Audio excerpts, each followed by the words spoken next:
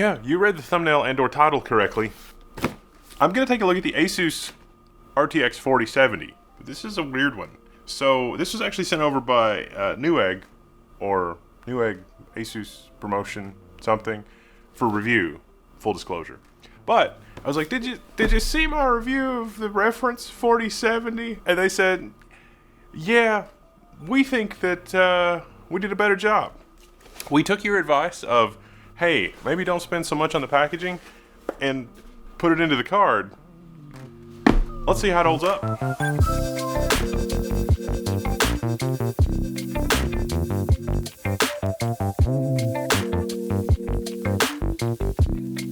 Okay. The RTX 4070, if you've been living under a rock, is a 12 gigabyte GPU.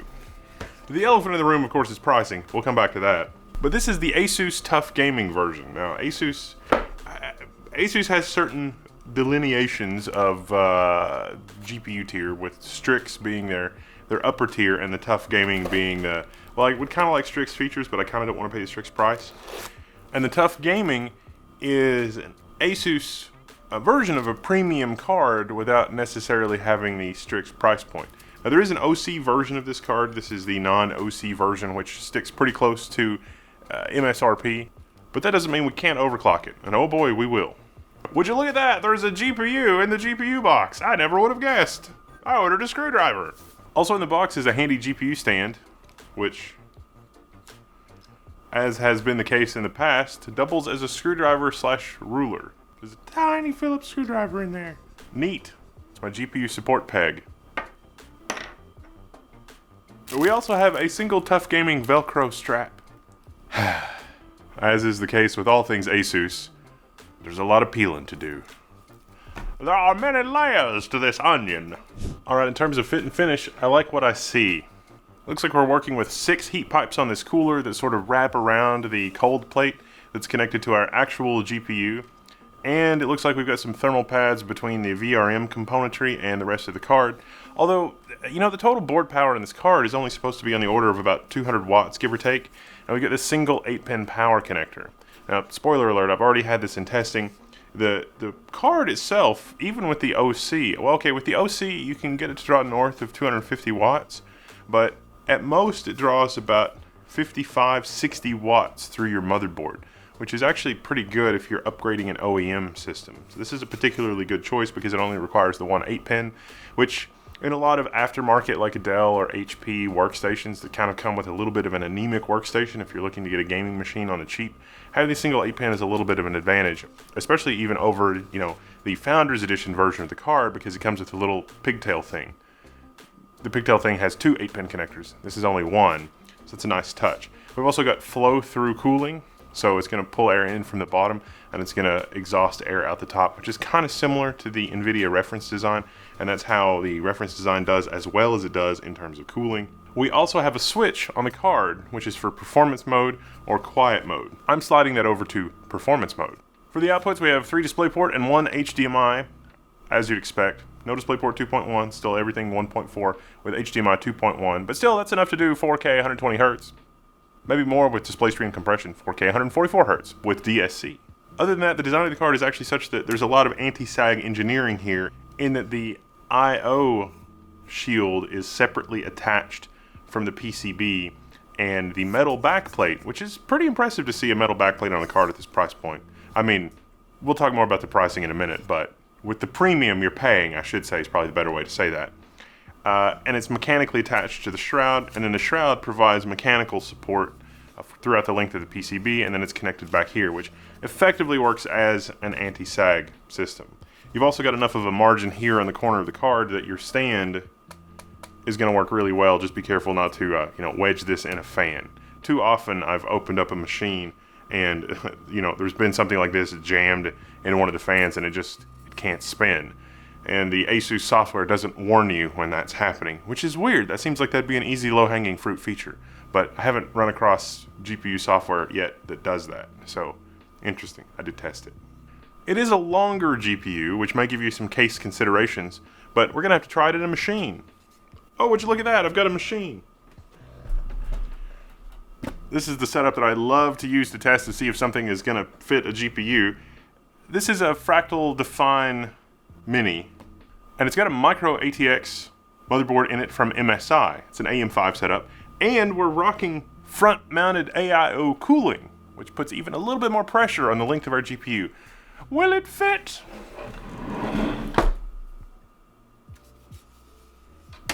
Oh yeah, look at that. Well, with the AIO, you've got like 2 millimeters of lip. It will fit, but it's a little bit of a struggle to get it in the case with the edge of the IO shield.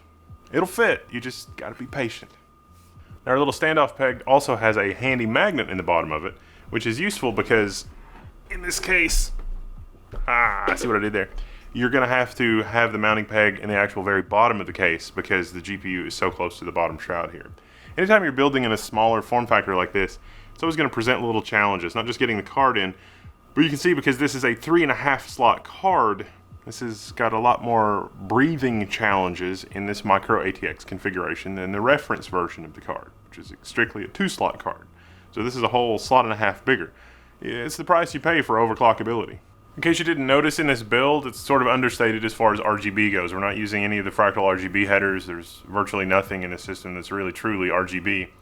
I like the understated RGB on this card. Now, the first thing I'll tell you about this card, actually using it in a system, is get the Founders Edition version of the card beat all the pieces for both noise and thermal.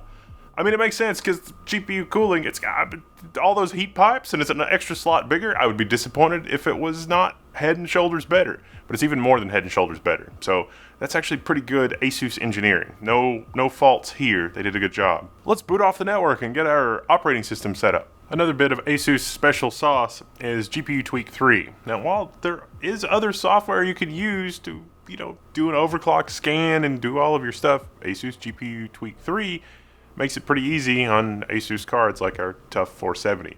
And even though this isn't the OC version of the card, you can still go in, you can set the power target to 108%, which is perhaps a bit optimistic given our cooling situation, especially if I put the sides on this thing. Fortunately, in this case, the front of the GPU can pull air directly from the outside. It could add another cooling fan to the bottom there. Cooling is better in our Fractal case than it would appear. But $29.75 from the scanner that just takes about 10 minutes to run, well, a little less than 10 minutes. You can go through the whole setup process in less than 10 minutes. And we get $29.75 for our max boost clock. Okay, I'll take it. Now, before we get into the normal benchmarks, I wanted to take a quick look at Cyberpunk 2077, ray tracing, and DLSS. You see, the 4070 this generation is a little tough from a performance benchmarking standpoint. The harshest view is that it doesn't offer any performance improvements over the prior generation. If you'd spent this amount of money in the 3000 series of GPUs, you have very, very similar performance, almost identical performance out of the box. That is until you take into account DLSS and frame generation, DLSS 3, which I'll get to in a minute. At 1440p with Ray Tracing Ultra, because this card really is not super designed for ray tracing. I mean, it can do RTX ray tracing, but it really limits the frame rate. 35 FPS, but you can get more than twice that with ray tracing disabled completely. But before we do that, let's try this again with the DLSS 3, and also subjectively, and see how it is in games. Alright, so with frame generation and the upscaling, which changes the resolution internally, we're using two different technologies here. We get 108 FPS, which is kind of overkill for this setup. I don't need to be playing Cyberpunk at 108 FPS. I think I actually would turn off the super resolution and take the frame generation instead. That's a much higher visual quality. Enabling both of these settings, I can definitely tell a visual reduction. Okay, don't get me wrong, 30 FPS. I'm not playing 30 FPS Cyberpunk. I'd rather just not have ray tracing.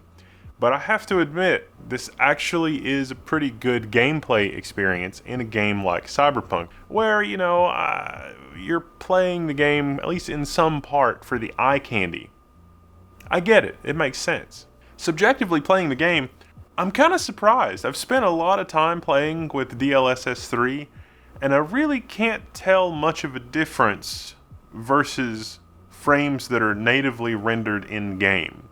Sometimes in desert scenes when I'm driving and it's around dusk, I don't think the frame generation is exactly doing what it should be doing. And I think the only reason that I know that is because I also played on a 4090 and a 7900 XTX, which can just do all this natively. So you definitely, when you're moving along in the car and there's a little bit of a high speed, it definitely feels a little off. But I tried to capture it on high-speed footage to see if I could catch it doing something with a frame or like a micro stutter or something like that. But it's definitely very subjective, and most of the time I can't really tell. It's not off-putting, and if I hadn't played on a whole bunch of different hardware, I wouldn't even know that it was happening. Like, it's that subtle. So I don't think that's necessarily a bad thing, it's just a side effect of the technology. But that is something to understand here as we move into the 4000 series generation from the 3000 series. The price per unit compute from the 3000 generation really hasn't changed. The thing that gives you the better performance is software, and the software is designed to make your GPU not render as much stuff. Something doesn't seem right about that, but in a landscape of other 4070 cards that are available on the market, ASUS has kind of hit it out of the park here, in my opinion, in terms of the board design, the ability to cool, the built-in OC, even though this isn't the OC version of the card, the engineering, and the fact that the premium, meaning the price that you pay over what NVIDIA charges for the reference edition, is basically zero, or well, it's between $0 and $50, but mostly it's zero, which is actually very impressive. Credit where credit is due. That said, I'm sure that gamers would have loved a lower price point and even more performance in hardware so that they could get even more performance from software assistive technologies like DLSS 3. It is what it is, macroeconomic conditions notwithstanding and everything else. And if we dive into our other benchmarks, we can sort of see how it stacks up to Team Red as well. You know, Team Red can just throw more hardware at it. Starting with Shadow of the Tomb Raider at 1080p. Now, if we look at our graphs here, there's not really a lot of difference between the ASUS TUF RTX 4070 and the NVIDIA RTX 4070. 252 FPS versus 241 FPS. We can see that the RTX 4090, of course, is in the lead with 321 FPS. Nobody plays at 3. Okay, well, there may be a few people that have a 300 and some hertz monitor, but still, come on. Now, this is on the default profile because you're DIYing your own OC. You're not guaranteed to get as good of an OC as I did on this card on your card. So we're 100% power targets, basically out of the box defaults with the performance preset. Now, even though the raw performance here doesn't really show a lot of difference in the RTX 4070, I really do want to emphasize that this card is shockingly quieter than the reference card, especially in this same configuration. Really, the only downside is that it's just so large. It's hard to get in the case. It does fit barely with the AIO cooler in the Define here. You're going to have to be a little creative and patient inserting the card, but once you get it inserted, you don't even have 1 millimeter of spare room. But it does work, and it's quiet. Whisper quiet, which if you're buying this case with the sound dampening panels, you want quiet. At 1080p and Deus Ex Mankind Divided, the ASUS TUF RTX 4070 was pretty handily outperforming the reference version of the GPU. Nice job, ASUS. This is no doubt owing to the significantly higher boost clocks that the GPU enjoys because of the increased cooling capability of its giant cooler. Horizon Zero Dawn also enjoys a pretty nice uptick, and not just in raw performance to 185 FPS, but also in our 1% and 0.1% lows. 1% lows and 0.1% lows being the frame rate that you get 1% of the time and 0.1% of the time. You want frame rate consistency for a good, smooth gameplay experience, and so you don't really want to have a huge amount of variability. If your frame rate is hugely inconsistent, even if it's over 100 FPS, the game will feel a little janky. At 1080p for Borderlands 3, if we take a look at it, it's like, goodness gracious me, 197 FPS versus 157. This is not just down to the GPU performance, fortunately or unfortunately. You see, even though it's only been a couple of weeks ago that I tested the reference 4070, there have been a driver update or two in the intervening time. And that driver update changed the Borderlands 3 benchmark. This is why you got to be careful about benchmarking, and why when you look at a GPU, you generally have to retest literally everything because you don't know what's happened with the drivers. Things improve. It's rare that you see that much of an improvement. I think actually probably Borderlands 3 experienced some kind of regression. And then people were watching benchmarks of the GPU, and they said, oh crap, people still use an ancient game like Borderlands 3 for testing? I guess we need to go look at that in the driver. And that's what happened here. NVIDIA looked at that and said, wow, Borderlands 3 is not performing correctly, and everybody's taking away that 3000 series GPUs really aren't that much slower, or basically identical speed to their 4000 series counterparts, meaning that, you know, a 3080 and a 4070 are basically identical performance, whereas in the past, that kind of gen-on-gen improvement, you could expect a 4070 to be 10-15% faster than the 80 series class card of the prior generation, at least all the way back to the 9 series. That's how it always was. I covered that in my previous video. But in this case, NVIDIA said, yeah, that's not right. So they fixed Borderlands 3. They also improved the 1% lows, but the 0.1% lows stay basically the same, which again tells me this is a driver game optimization issue, and it has since been fixed. So retesting this, there's not a lot of difference between the reference version of the card and the Founders Edition version of the card. So it's a little bit more of a PSA than a, oh my gosh, we're doing it wrong. But just FYI, when you're trying to do number shopping between different videos, driver version and everything else, it's a fool's errand to try to nail that down. You just have to wait for somebody to do a, you know, GPU roundup retested in Q1 of 2023 with this driver version, and then you just do the comparison. That's why it's important to keep refreshing these benchmark videos, but I digress. Alright, so this card's got the goods for 1080p, but as you might have guessed, even with games like Cyberpunk 2077, it's also got the goods mostly for 1440p. 12 gigs of VRAM with the highest settings is a little challenging with the most modern AAA games. Even Cyberpunk 2077 is getting a little long in the tooth in terms of calling it a modern AAA game. More VRAM is always nice, but it is still perfectly serviceable with 12 gigs of VRAM. 8 gigs of VRAM is pretty much the minimum in 2023. And at 1440p in the Callisto protocol, we can enjoy 141 FPS.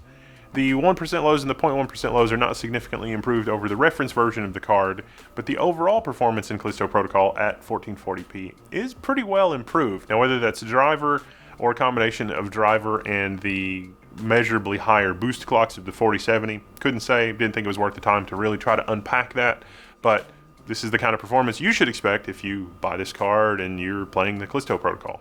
Deus Ex Mankind looks like a little bit of an anomaly. It's a slightly worse performance than the 4070, the reference version of the 4070.